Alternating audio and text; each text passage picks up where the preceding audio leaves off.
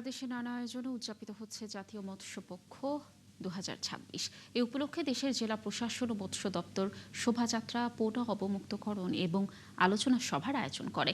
আগামী 18ই আগস্ট পর্যন্ত এসব কর্মসূচি পালিত হবে। সহকর্মীদের তথ্য ও ছবিতে প্রতিবেদন। যশোরে নানা আয়োজনে পালিত হচ্ছে জাতীয় মৎস্যপক্ষ 2026। বেলা 11টায় জেলা কালেক্টরেট চত্বরে বেলুন ফেস্টুন উড়িয়ে প্রধান অতিথি হিসেবে জাতীয় মৎস্যপক্ষের উদ্বোধন করেন জেলা পরিষদ প্রশাসক দেলোয়ার হোসেন খোকন। অনুষ্ঠানে 11 জন সফল মাছ চাষীকে সম্মাননা দেয়া হয়। চাঁদপুর 3 আসনের সংসদ সদস্য শেখ ফরিদ আহমেদ মানিক মৎস্যপক্ষের অনুষ্ঠানে বলেন, যেসব জেলেরা আইন মেনে চলবেন এবং অবৈধ জাল ব্যবহার বন্ধে ভূমিকা রাখবেন তাদের উৎসাহিত করতে বিশেষ পুরস্কার দেয়া হবে।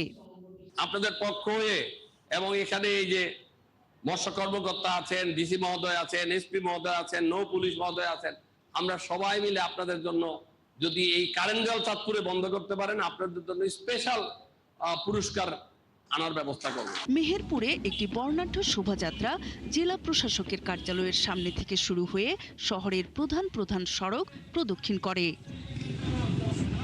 কলাপাড়ায় জাতীয় মৎস্যপক্ষ উপলক্ষে শোভাযাত্রা ও আলোচনা সভা অনুষ্ঠিত হয়। পরে উপজেলা পরিষদের পুকুরে বিভিন্ন জাতের মাছের পোনা ছাড়া হয়। পটুয়াখালীতেও মাছের পোনা ছাড়ার মধ্য দিয়ে জাতীয় মৎস্যপক্ষের উদ্বোধন করা হয়। অনুষ্ঠানে মৎস্য খাতের বর্তমান অবস্থা, উৎপাদন বৃদ্ধি, দেশি মাছের প্রজাতি সংরক্ষণ এবং মৎস্য সম্পদের ব্যবস্থাপনা নিয়ে আলোচনা করা হয়।